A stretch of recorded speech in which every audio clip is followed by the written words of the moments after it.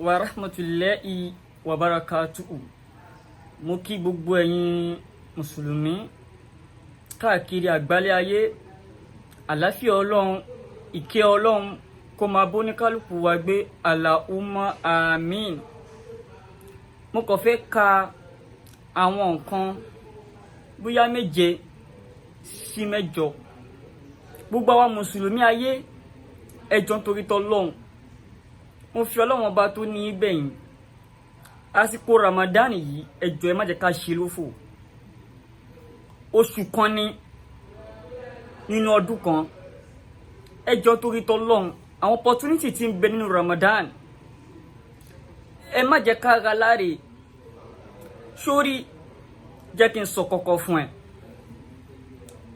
Ramadan oṣù yìí tó bẹ́ mi àti ẹ láyé yìí, a lè fọwọ́ sọ̀yà pé èmi àtúbá wa láyé o. A máa bẹ Ọlọ́run pé ẹ̀mí gígùn àtàlékún àláfíà ara kọ́lọ́run má ṣàṣe fẹ́ni kankan wa. Ṣùgbọ́n rántí wípé Ọlọ́run ọba alikibiriyau lirọ̀bínà sífàtún bíi mọ́tòmọ́tò ìròyìn ní fọ́lọ́run. Ọba tí bá ṣe ta ni ó bí mi lọ́lọ́run. Ọba alára lọ́lọ́run tí ń dára bó ṣe wù, ìláì àǹtàtẹ̀fọ́ alùmọ̀tàṣáwù. Ọba tó wù yẹn, ọba ṣe yóò wù nígbà tó wù, lásìkò tó wù, lóṣù tó wù, lọ́dún tó wù. A máa bẹ Ọlọ́run pé kọ́lọ́run máa fi wá dára tí ò dání. Nígbà tó rí Ramadan ọdún yìí, a lè fọwọ́ sọ̀yà pé Ramadan ọdún tó ń bọ̀ ó máa ṣojú wa. Ọlọ́run a bẹ̀ ọ́ dákun, Ramadan ọdún tó ń bọ̀ náà Ọlọ́run jẹ́ ṣojú wa. Àwa tá bẹ̀rẹ̀ Ramadan ọdún yìí, jẹ́ ká gbadé àárín, jẹ́ ká gbadé parí. A bẹ̀ Ọlọ́run tó torí t'Ọlọ́run, ìwọ ọmọ ìyá mi nínú ẹ̀sìn, mùsùlùmí lọ́kùnrin lóbìnrin, gbogbo wa pátápátá, tó torí t'Ọlọ́run, anything tó bá ti jọmọ́ ṣètọ́n, yà fún, sá fún lásìkò Ramadan yìí o. Tó bá rántí, wọ́n ní àsìkò Ramadan yìí wọ́n máa ń de ṣètọ́n mọ́lẹ̀ o. Wọ́n wá jẹ́ kí èṣù gbé ẹwọ̀ tó torí t'Ọlọ́run. Anything bí ìjà, kò bá oṣù kan péré oṣù yìí, just try your best, please. Don't lose this opportunity. It's a great opportunity. Ọlọ́run fún wa ní a great opportunity in Ramadan. There's many things, nǹkan oríṣiríṣi wà tá a lè fi mọ́ Ọlọ́run nínú Ramadan yìí. Jọ̀ọ́ torí t'Ọlọ́run, don't lose this opportunity, please.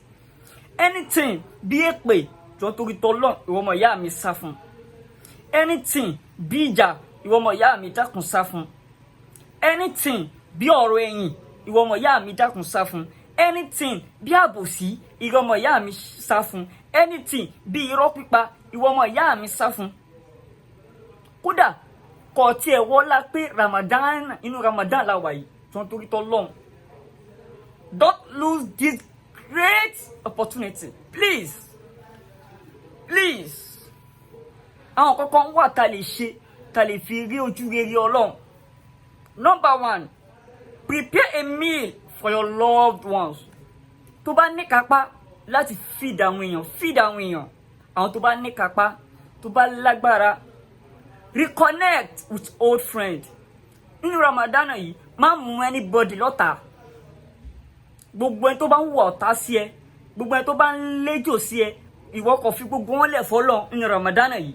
Má jẹ́ kí wọ́n bà Ramadan yìí, má jẹ́ kí wọ́n bàjẹ́ mọ́ ẹ lára.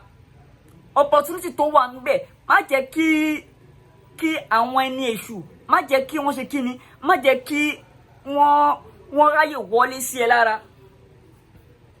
Recite and analyze the Quran on a daily basis. Gbìyànjú láti máa ka al-Quran.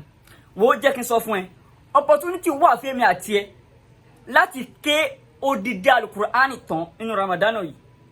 Sórí, jẹ́ n sọ fún ẹ, tó bá kí ṣubú yìí, gbìyànjú kó ka page 2, kò bá jẹ́ 2 ló bá ní agbára, kò bá jẹ́ 3 ká.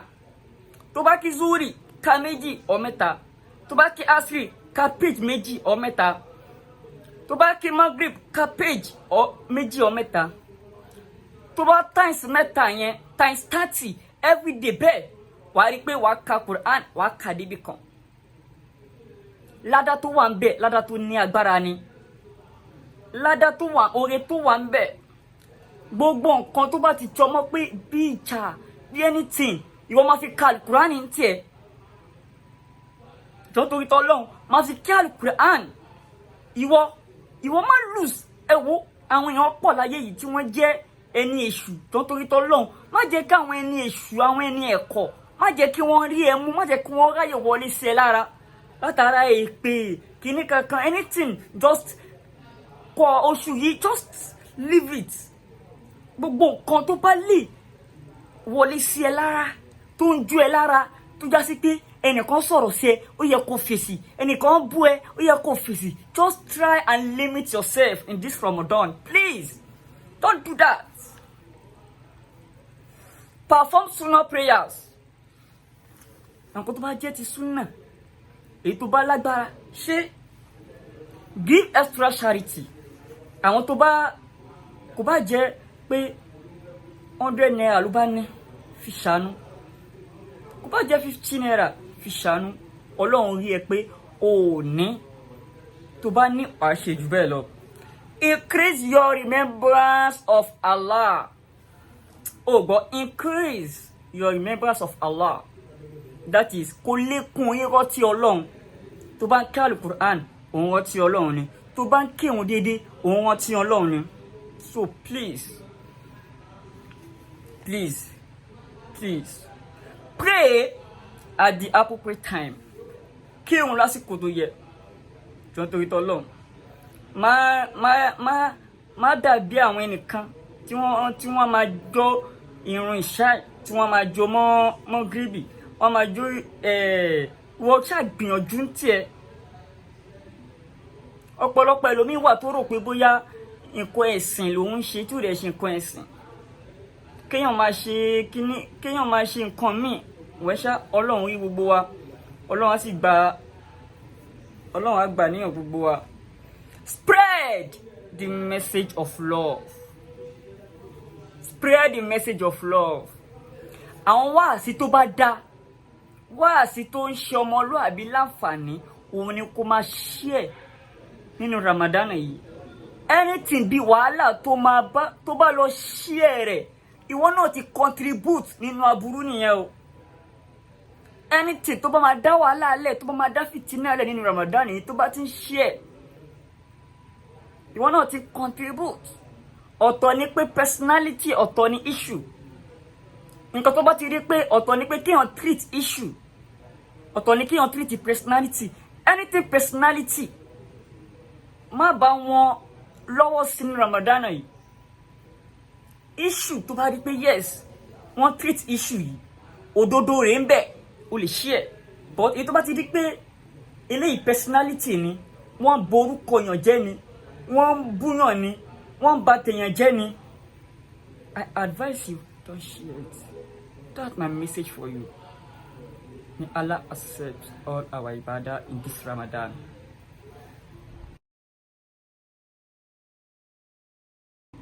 Assalamu alaikum wa rahmatullahi wa barakatuhu.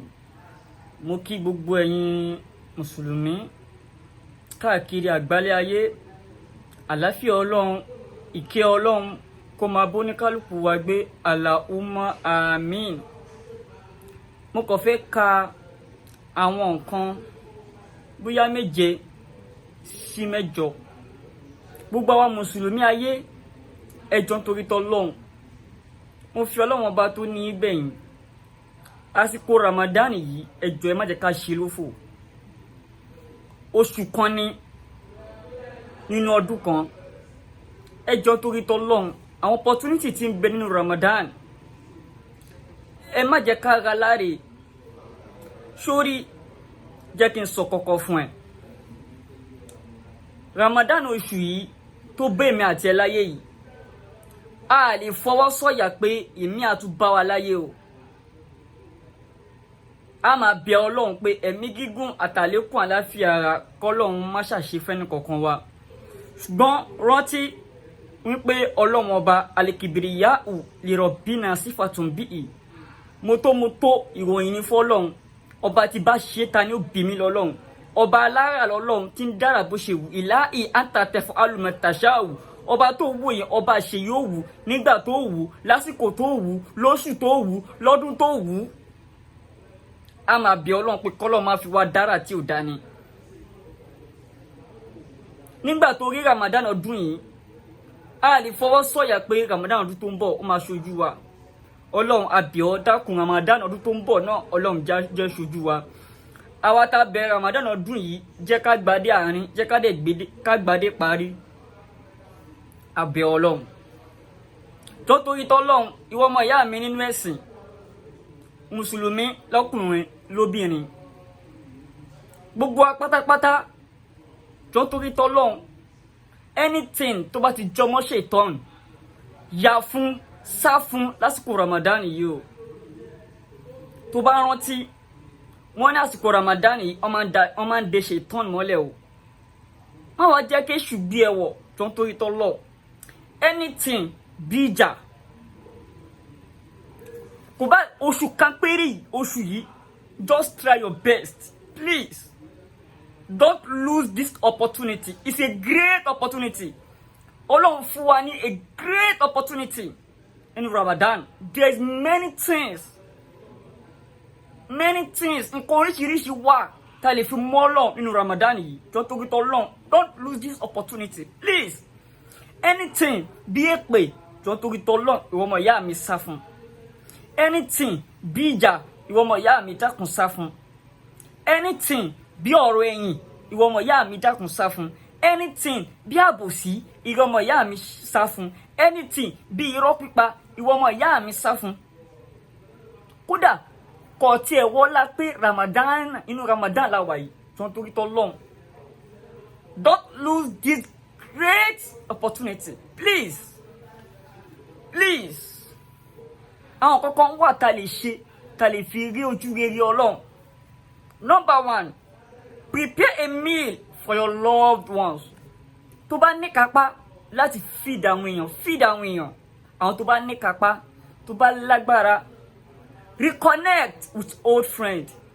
Nínú Ramadan yìí má mú anybody lọ́tà gbogbo ẹni tó bá ń wọ ọ̀tá sí ẹ gbogbo ẹni tó bá ń léjò sí ẹ ìwọ kò fi gbogbo wọn lẹ̀ fọ́lọ́run nínú Ramadan yìí má jẹ́ kí wọ́n bà Ramadan yìí má jẹ́ kí wọ́n bàjẹ́ mọ́ ẹ lára opportunity tó wà níbẹ̀ má jẹ́ kí àwọn ẹni èṣù má jẹ́ kí wọ́n ṣe kíni má jẹ́ kí wọ́n ráyè wọlé sí ẹ lára. Recite and analyze the Quran on a daily basis. Gbìyànjú láti máa ka al-Quran. Wo jẹ́ kí n sọ fún ẹ opportunity wà fún mi àti ẹ láti ké odidi al-Quran tán nínú Ramadan yìí. Sórí jẹ́ sọ fún ẹ tó bá kí ṣubú yìí gbìyànjú kó ka page méjì kó bá jẹ́ méjì ló bá ní agbára kó bá jẹ́ mẹ́ta ká tó bá kí zuri ka méjì or mẹ́ta tó bá kí asri ka page méjì or mẹ́ta tó bá kí maghrib ka page or méjì or mẹ́ta tó bá times mẹ́ta yẹn times 30 everyday bẹ́ẹ̀ wàá rí pé wàá ka Quran wàá ka débi kan ládá tó wà ń bẹ ládá tó ní agbára ni ládá tó wà oore tó wà ń bẹ gbogbo nǹkan tó bá ti jọmọ́ pé bí ìjà bí anything ìwọ máa fi ka Al-Quran ní tiẹ̀